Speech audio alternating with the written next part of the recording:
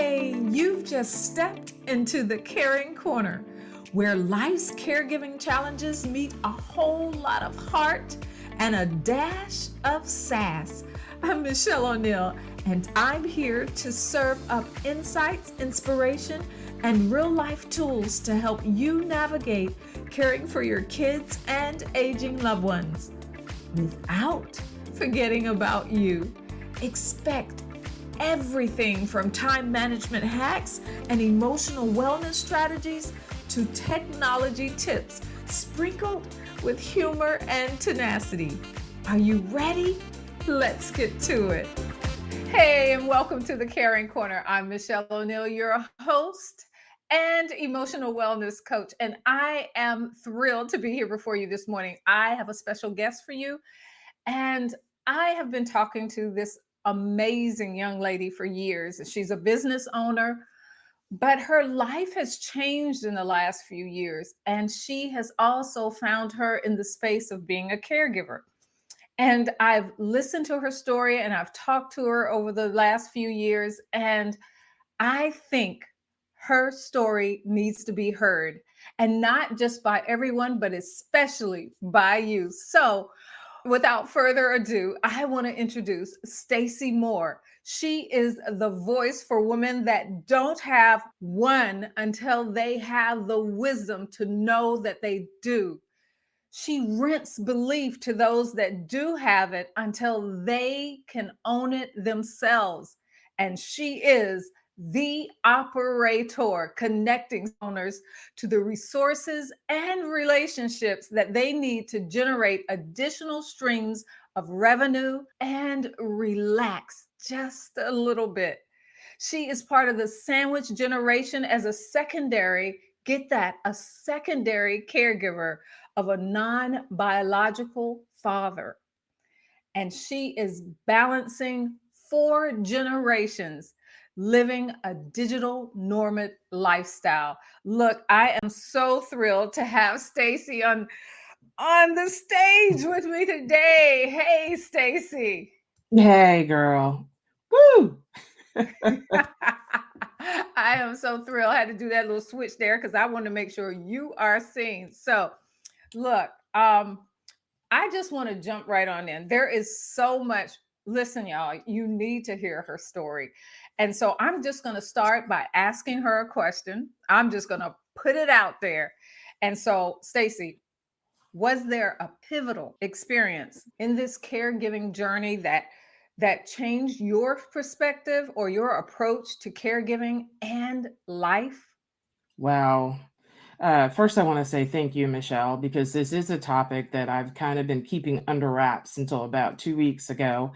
And just in the background, talking to some people, and of course, keeping up with you, right? And what you've been putting out to help keep me calm or hitting you up in the DMs. And I really appreciate you holding this space for kind of a silent generation. Yeah. Yes, and as you mentioned, one of the things that was pivotal to me is that when I started this process about 10 months ago, is really when I dove deep into it. And it started out in supporting the caregiver herself. She needed to have a double cataract eye surgery. And so I said I'd come in town and stay the month to allow that process to happen. But as I started to go through the day-to-day life process with her, I started to say, this looks like when I was handling my 5-year-old, 4-year-old, and 2-year-old, in Mhm. that, preparation of food and making sure that enough nutrient is given, and then helping them get dressed, and then going through the battles of I do and I don't want to and all of that, and realizing that physically I felt like it was taking a toll on her. And we know that it is physically stressful on top of the lack of sleep and all of those things. But the big thing was, this isn't my dad. This is not my dad. And there are other siblings. And, initially I came into it very, I think, you know, um, I was a little angry, a little Mhm. salty, Mhm. in that I knew I came to support her, but where was his direct support from his Mm. children? Mm-hmm. And so that mindset was there for probably 4 months as my life began to shift. I had just made a move 2 months prior to that. Mm-hmm. And now going through another transition and having to hold down the business now. I know I asked for the digital nomad life. Oh, I want to be able to work from wherever, whenever I want to. Right. But this manifestation was not what I thought it was going to be.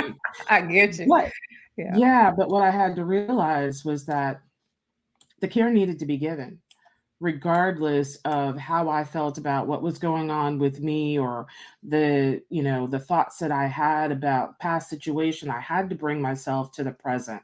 And what was the best present situation for everyone involved?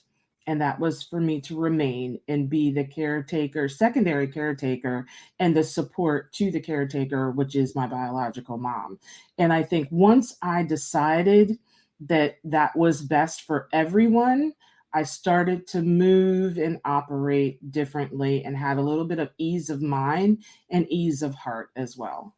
So, wow, the operator learned how to operate in that situation, huh? So, Yes, yes. well, one of the things that really stood out is the fact that it wasn't a gradual thing as far as you're finally coming to that realization is I have to make a Yeah. decision. I have to decide what side of the fence I'm going to stand on. Mhm, I mhm. can't keep straddling this fence. It's not working for me. It's not working for them. I have to decide where I stand in this. Am I correct there? Absolutely. Wow. Absolutely. That's why I said it kind of went back to the younger years of decisions that you make because of the needs of the kids, the times that you take, the times you stay up late, the things that you have to do and get up early and prepare before they get up Right. and all of that. And it's been years for me. I'll be 56 in June and I'm going, I thought I was finished with that. Now I know Oh, I girl, have you never grandkids. finished. Yeah, but I'm not in the same city with them on a regular, especially Right. now. So I don't have that same obligation, but taking it to the flip side and never thinking that it would be this early for Mhm. me as well. Yeah. Right, right. So looking back, what was the one lesson from this stage in your caregiving journey? Because like you said, it's been hard for 10 months, that you're hard at it now. It's you've made the decision, I'm here, I'm hard at Mhm. it. So what is the one lesson from this caregiving experience that you wish everyone knew? I hear that breath. Yeah. The personal reflection of how you operate on a day to day and a realization that one day this could be you. And how do you want to be treated? Who do you want around you? What type of things do you need to get in order Girl. before that happens? Are the monetary and financials in alignment? Your Mhm. medical, who's aware of what kind of health policy, long-term care, Medicare, if you're of that age, what are those things and are they in alignment? And do people know? Is there a support system? If you have children, are they in place? What are your desires and wishes? And a lot of Yes. people say, I'm not old enough to think about a will or a living will or putting things in a trust to protect them in case something happens and then financially there are expenses, but what you thought you had set aside to leave a legacy behind becomes eaten up by the financial Right. expenses because they're not aware. So preparation is one, preparing for this yourself because it did cause me to reflect. How am I sleeping? That became important to me for caregiving, but Mhm. also how is that going to affect me 20 years down the line if I don't do it now? Eating habits. For my stepfather, he's diabetic. Mhm. So, how do you prevent that and establish a pattern of good eating habits and to see a nutritionist before you get into that status? Are there little things that you've been ignoring all of this time and you say, oh, yeah, well, I'm not going to worry about that right now, that 5 years from now, if you had Girl. addressed it before, could have been a different result than they were. So self-reflection became very important. The second is giving grace and having patience. Girl. Say that again. Giving grace and having Mm-hmm. patience. Yes. There are a lot of scenarios that have happened where I probably would have cursed the person out for their Mm. behavior, or I was a very disciplinary as a mother, and also like that in my work ethic. Mm-hmm. They used to call me the general. So when you start to have those same things and you express, oh, you shouldn't be doing that, or why are you doing that, or why are you eating like that? And you get to thinking as a dementia person, um, their awareness may not be there. I have to give grace. I can't fuss and complain. Now, there's some things that you can do to try to keep the day as normal and Mm-hmm. consistent as possible. Mm-hmm. But the awareness that I can't do the same thing, I can't have the same aggression. I have to have, that patience and grace, and thinking about again, how would I want to be treated, and giving that to both my mom as the caretaker Right. and then to my stepfather as well, and to myself. Yes, yes. And Mhm, that's what there are two things I wanted to touch here because you always give me things to think about. But when you were talking about preparing and being prepared, and that's what I strive to do for my ladies. I call them my ladies, is mhm, my whole game is that at the beginning, I want to catch you at the beginning so that as it get worse, because it will get worse, as it progresses, as things change, that you are fully equipped and prepared to handle these. No, it's not going to be easy all the time, but you got the tools and the resources that you need to keep mhm, going, to build yourself up, to have that stamina. And with that said, when you were talking about how we need to prepare, because myself, I helped my mother take care of my grandmother, but I'm also at that stage, that beginning stage where my mother she would be upset if I told her age, but she is older. mhm, And and no, she'll tell everybody she's 88.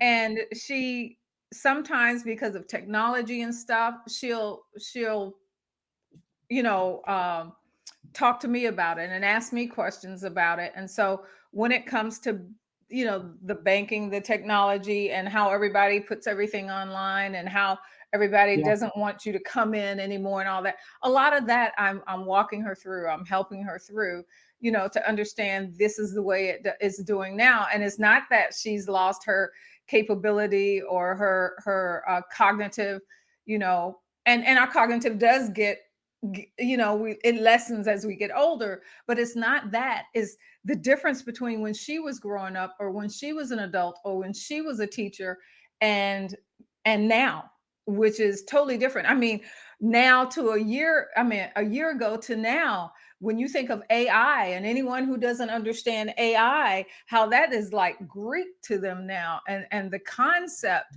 that things can talk to you, and we don't realize that we've been using them all along, but right. all that. So with that said, our young people feel invincible, and they don't think about the future and the fact that things will change for them, and so Mhm, they don't prepare. And I'm finding now, and I'm seeing now, that there are more people 30 years and up that are becoming caregivers because of dementia or other caregiving. And caregiving isn't only for the elderly. We have people that we're caregiving even as children or as young adults because of issues, like maybe they have Down syndrome or other issues like that, or MS, and all things. So caregiving isn't just an elderly thing. It's right. all through our lives, and at different phases of our life that it can happen. But we're finding more younger people are finding themselves in the role of a caregiver. And so when you find yourself in the role, I will say, I will agree with you 100%. All of a sudden, um, I am thinking all of a sudden, I'm looking at things different. Hmm. Who's gonna care Hmm. for me? Who do is Yes. my daughter has 5 kids. She gonna throw me in the mix. Am I willing to go to a facility? And if I go to a facility, is there enough money set aside that what if she doesn't check on me? Is all these things. And like my mom, she finds herself in a space where most of her buddies are no longer around or not in Hmm. good health. Hmm. So we have all these things that we need to start thinking of now before moving forward. And that is definitely how we eat, how we take care of our body, how much sleep we get. All that self care is a necessity. And so I just had it to harp on this for a minute, and I'm gonna move on with you, girl. So I want to talk about the joy in the journey. Yes, Hmm. there is joy in the journey. And so in the middle of all these challenges, and I want you to tell me about your day, but we go move on. First, we're gonna look amidst all these challenges, and you can start about talking about your day. Can you share a heartwarming story that brought you joy or laughter in the midst of all this and the chaos and knowing the frustrations and the guilt and the sometimes you just want to cry. I know there's joy in that journey. Can you talk to us about that? I can, because I have a unique situation. And as you mentioned, and we've talked about, this is not my biological father.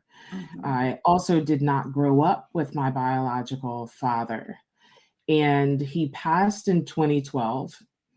And there are a lot of unanswered questions, Mhm. of course. But in this time of reflecting myself, because I've been on a personal development journey since the pandemic, and we talk about trauma and triggers and things that you respond the way you do now based on things that happened in the past. And some of them you don't recall. And so I've gotten to the point during this time frame of realization that my father was a pastor. So I'm a pastor's daughter that I've never really acknowledged or recognized before. Um, and also, in not having that relationship with him, I know that as I went through my marriages, Mhm. that I did have that desire to have that person that could make those decisions for me. Someone that could carry things in the household, and I needed to have my responsibilities, they'd have theirs, and the person that's going to hold and hug me when I'm Mhm. going through my struggles, or to give me advice, from a male perspective. Mhm. I am, a strong female, but an independent and been in leadership, but I always wanted that soft space where I Mhm. could just, kind of be quiet, or I could whine, and so what's happened over this time is that in the gap of his children not being present, physically present, or, as much as he would like, I've been here. And my mom has stressed that I'm here to help, because there are times with him and with most dementia family members that they don't want help. When Mhm. they do have that cognitive realization that I'm losing things, I'm Mhm. slipping, I don't have the answer anymore, or I can't physically do the things that I could do before, and he was an alpha male. So there are times now where I'm able to embrace the concept, the feelings, the conversations that I wish I had had with my father. Wow. He will come out of the blue when more often when we're alone, and say, "Hey, what you working on today?" And I'm like, "Me? Like, what do you mean, what am I working on? Like, you don't know what I do, and the people that are online that I've been with don't know what I do." So, but he'll say, "What are you doing?" And I'll say, Poppy, I'm working on the computer, and I have an appointment at 4 o'clock. And so I need to go in there, and, I need quiet, and so forth and so on." And then he'll say, "You know what? You're a good person. Wow. And I say, thank you, and then he'll Mm-hmm. say, you like helping people, but you can't help everybody. And I'm Wow. going, where did this come from? Mm-hmm. Because, we haven't had conversations over the years.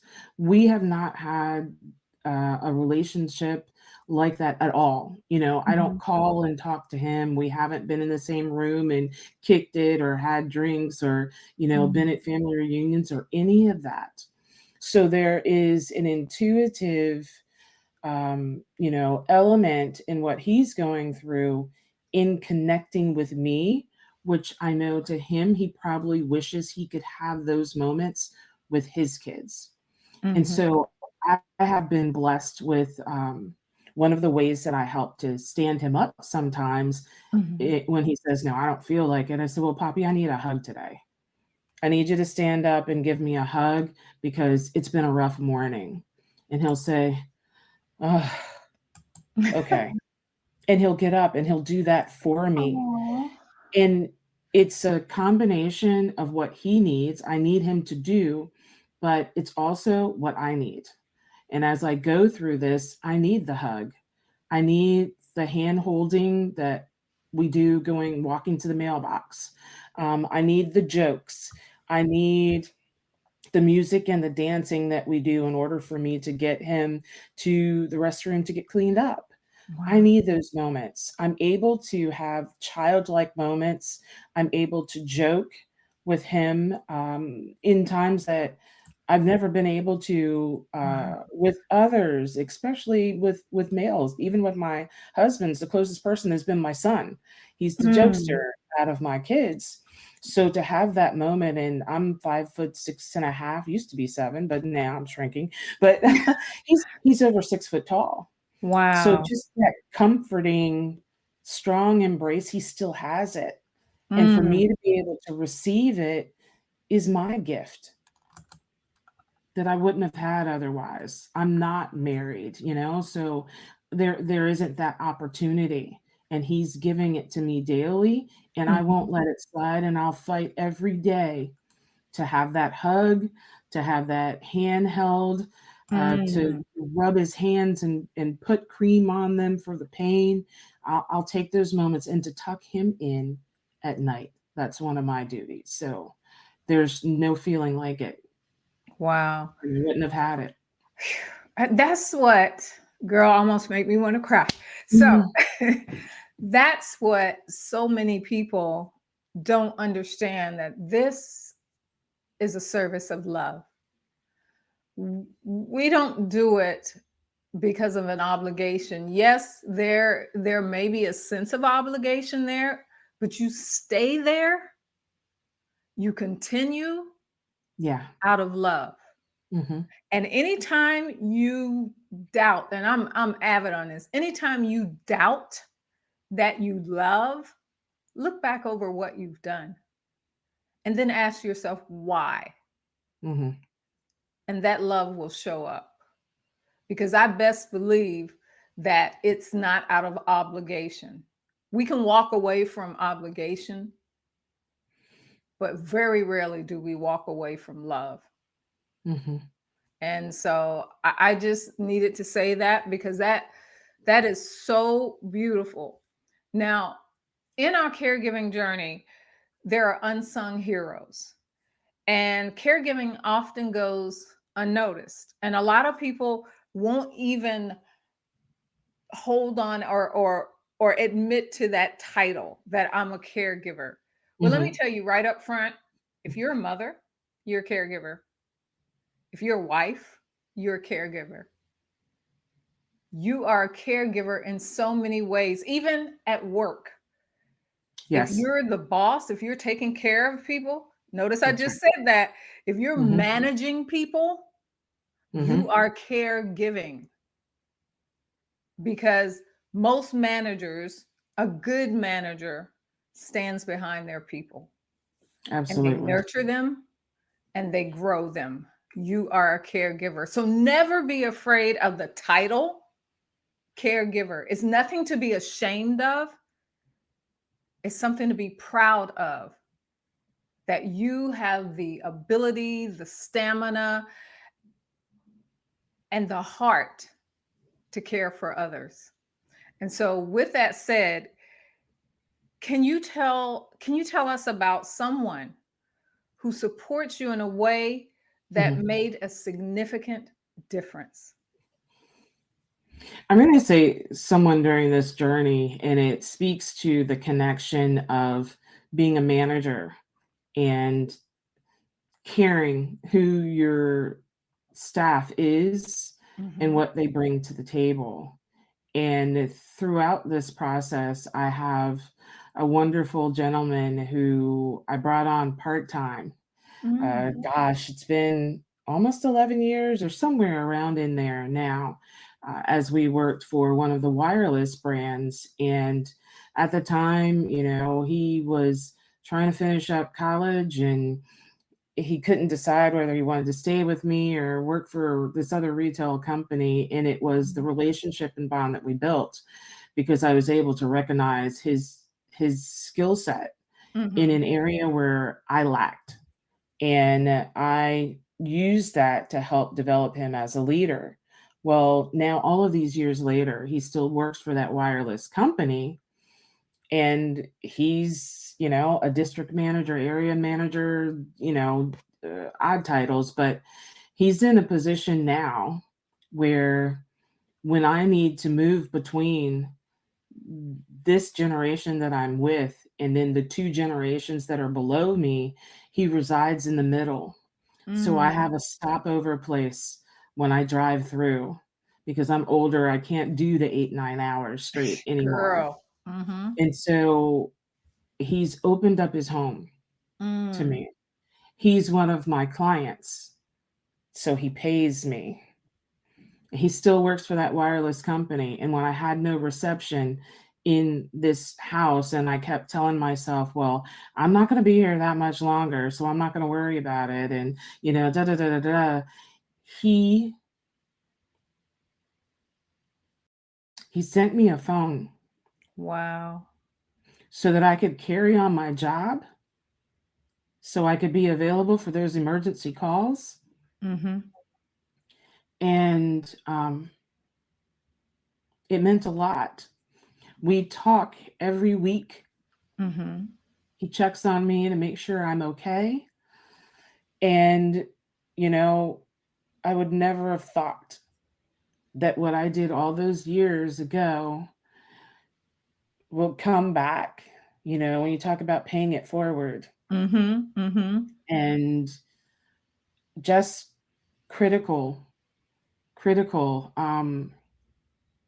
critical. Now, Wow. my kids have been very supportive and because now I haven't seen the grandkids. Like I had just relocated to the city where everybody was, Mhm. and I haven't been there.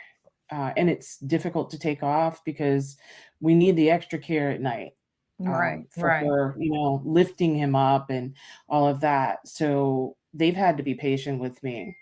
But I can say the unsung hero that I didn't expect to fly in from nowhere and um, to really be there in a lot of different ways Mhm. is going to be him. Wow. Yeah. And it's rare that we come across such amazing people like that. And Hmm. so, whoever you are, if you see this episode, my hat off to you. Thank you for taking care of my friend Stacy, um, for understanding what she need and being Yeah. there when she needed it. So I really. So now, Hmm. let's move on. Hmm. Now, my final question for you, sort of, kind of, how do you ensure that you take care of yourself while being fully committed to caregiving? It's by connecting with people like you that are constant reminders. Because even if I'm not in a $12,000 coaching program or any of that, you have made sure that you've had consistency in putting out content that kind of taps me on the shoulder and says, hey, you're doing what you should be doing and it's good for you? And did you take time out for you? Right. While also saying, how are you? Because sometimes it's not the response. I don't need to give a response. Mm-hmm. It's to know that somebody's still checking for me, Mm-hmm. because that's the struggle that, as you become a dementia, Alzheimer, even some of the other medical. I have an aunt who has long haul COVID that Mm. has just, Yeah. there are great days, and then there are days of not being able to get out of the bed. And she resides alone. No children, no Wow. spouse, no Mm. roommate. Sisters in the area, but just to say, I I I wonder sometimes, and we say, well, if I didn't show up on social media, would people notice? Would Right. they notice and ask, where Girl, are we you? notice. We Well, but notice, especially when you didn't put them little drinks out there, them little recipes. We oh notice. gosh, okay, okay, Ooh, what's okay. the one for this week? No. That's a good tip. That's a good tip, because I was debating whether to bring I that just back or love not. looking at them. I just love, oh, that look good. What's Yeah, that one? yeah. So I appreciate that. And it is my reminder that my background is in behavioral and social sciences. Mm-hmm. So, as I've preached to many throughout the years, though too should be true for me. Mm-hmm. And I am at the point where I need to walk the talk more, because I definitely have had times in my life where I've been well respected and people listen to what I say, but I'm not listening to my own voice Mm-hmm. because I put others in front of me. But at this time, then I realize, if I don't go to sleep on time, I don't have the energy in the morning. I don't make it Exactly. through the day. I don't know what may happen throughout the day that I may need to go through. If I say, oh, well, you know what? I don't have to charge my phone. Mm-hmm. I don't feel like getting up and charging it. But that next morning or somewhere in the middle of the night, we may be making a hospital run where I need that battery to be charged. Right. So staying prepared, hydration, I tend to get dehydrated. And Mm-hmm. so saying I need to have X amount of water. So, and then having that partner, mom says, did you drink your water? I drank my water, keep having that accountability. Accountability. Yes. Yes. Absolutely. So, and I've been able to use, I find some ease in saying. At first I was saying, well, it's the system that's supposed to take him through rehab. It's the system that's supposed to provide this and provide that. And I had to, once again, a realization and a decision to say, you know what? I know a lot. I know a lot. So I need to use my skill set. I use CBD products and it helps. Let's see if it helps him. I have a friend that works for an alternative clinic and has supplements available. Let's try those. Massaging, identifying. He can't necessarily say what hurts when Mm-hmm. or where. So for me to then walk through the process, understanding sometimes is yeses or nos, because then that lessens my frustration, which Mm-hmm. keeps my stress down and my blood pressure down. And, those are things that, keep me from having that extra drink at night. And it's, it is that way. When I fight taking in a Tylenol and then a Aleve, because I say, oh, I'm going to tough this out because I can do that. And then I go, no. Girl, take that. Sometimes you got to. I hate taking, I really, I hate taking medicine, Right. but there are times that that headache will hit me, and I hate taking ibuprofen. But I know when I have a bad headache, that is the only thing. And so, do I go to bed with a headache and wake up with a headache, or do I take some ibuprofen just before I go to bed and wake up in good shape in the morning? And I Yeah. don't do it often, but there's sometimes you just got to do it. Because you may have to be the decision maker Mm-hmm. the next day for something. And so what you've deprived yourself of and you thought you would tough out the next day may be critical to the survival of the person that you're caretaking for or that you're supporting.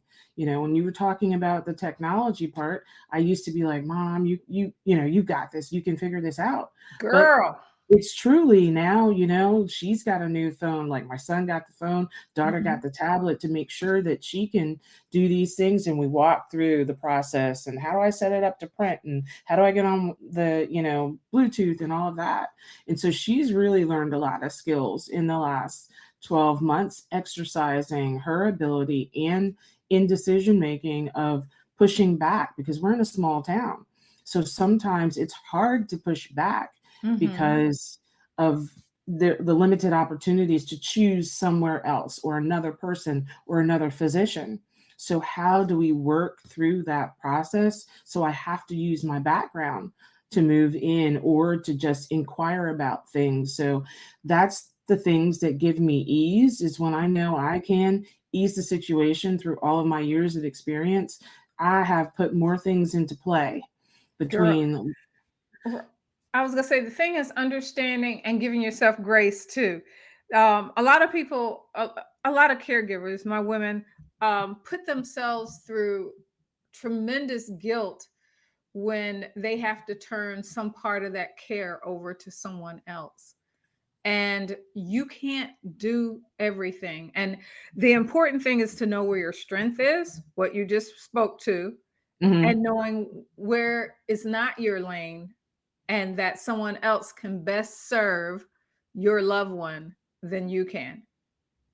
And Yeah, and some of it is just having that support system. Like I said, if it had not been for the additional supplements, we mhm, still would have had a sundowner that at 2:30 in the morning when people go to sleep wants to try to walk out. right. Mhm. Or that we don't have a way. He's not one to take medication because by orally because he feels like, he knows it's medication and doesn't know it makes me feel funny or, there may be a threat to my health, in the Mhm. reverse method. So having to figure out alternative ways and asking people for suggestions, but having a support group of people that can say, oh, I mean, it's things we did as kids. You put it in applesauce, put it in pudding, or in this our case, it's in the coffee in the morning, Mhm. or Mhm. it's in the iced tea, lemonade, whatever the drink is at night, or it may be in the smoothie in the middle of the afternoon. But it's bringing together all of those things. But sometimes you just don't know what you don't know, Right. but Mhm. other people do. So if you're not asking, if you're not sharing just a little bit, because I didn't want to initially, because I was like, I'm not going, this ain't my thing. I'm not going to be here. We're going to get this straight. There'll be care. And I was saying to mom, you need to let people help you, all of that. And I've turned into the one that said, no, some of these scenarios, ooh, I understand why you don't now, but Mhm. it's figuring out how do we balance that? How do we balance that? So, yeah. Oh, wow. So this has been a phenomenal conversation. And I know, me and you, we can talk forever. But there's two things I want to bring out. Mhm. One, I want you to tell us where we can go. And I'm going to put your links at the end of this, but of the show notes, but I want you to tell people where to go to read that phenomenal article that you did. Y'all, she did this Mhm. heart-wrenching article. It about her journey, about what she's finding out and the growth she's had, and you need to read that. So one, I want you to tell us that, and two, you know, like all my ladies, she is doing something besides caregiving and taking care of herself. She also has her own business, and I will be putting the link in there. But anything you'd like to tell us about the operator and tell us about that article before we leave, Staci. Sure, and thank you, Michelle. So you can find me anywhere on almost every platform as the operator, as you'll see on my name, TheOper, the number 8 TOR. Yeah, I stand in the middle as the connector, and so on all the platforms you can find me there, and then also theoperator.com. And what we'll do for ease is that we'll create. Theoperator.com/health hunter to be able to get to this article, which is, being a caretaker, Gen X style. So that is being in the sandwich generation. And it was my first verbal / written acknowledgement to the public that I'm in this situation, and approaching it from having feelings, but really the perspectives of some of the things we talked about with finance and medical care and some of the things that people need to put in place. And then right now, I'm going to say the closest it's mapping right now is talking about my journey. And so I've started this journey called The Art of Becoming, because it's, we're constantly becoming throughout the years. And when you reach this age, for a male, they're going through what we call midlife crisis, right? And they're buying the speedy vehicles and their boat for the first time and all of that. But as females, we tend to have more of a reflective time in saying, I didn't do this and I wish I had done that and all of this. So it's about thinking about, where am I now and what are my loves now? It doesn't have to look like it did at 20, 30, or 40 for me. It can be now identifying, what do I like to do? What do I like to eat? How do I like to practice self-care? And it looks different for everyone, but you have the voice to be able to do it the way you want to. And then you have people like myself and Mischelle that can help you if the vision isn't large enough, because sometimes we do get trapped in the box of what everybody else calls us, those titles or those things that we loved in the past, but they don't know who we are now or who we are becoming. So it's talking about that art of those type of things. And I will include the generational sandwich generation as a caretaker, and as well as being a generator on human design and a Gemini with my two sides of leadership and romance. Awesome. Awesome. So I really appreciate your being here with me today. Listen, I just give you all kudos and thank you again. And for the rest of you, make sure you stay tuned, like, subscribe, and comment. Go ahead and leave us a comment below, and I will let you know when the next episode is out. But remember, the Caring Corner is out every Monday, first thing in the morning. Until next time, take care. Bye bye. All right, that's a wrap for today at the Caring Corner. We've tackled some big topics, but remember, you're not in this alone. Subscribe to keep the wisdom and warmth coming, and stay tuned for amazing guests who'll be joining us to help round out your caregiving toolkit. Catch you next time, and keep conquering those challenges.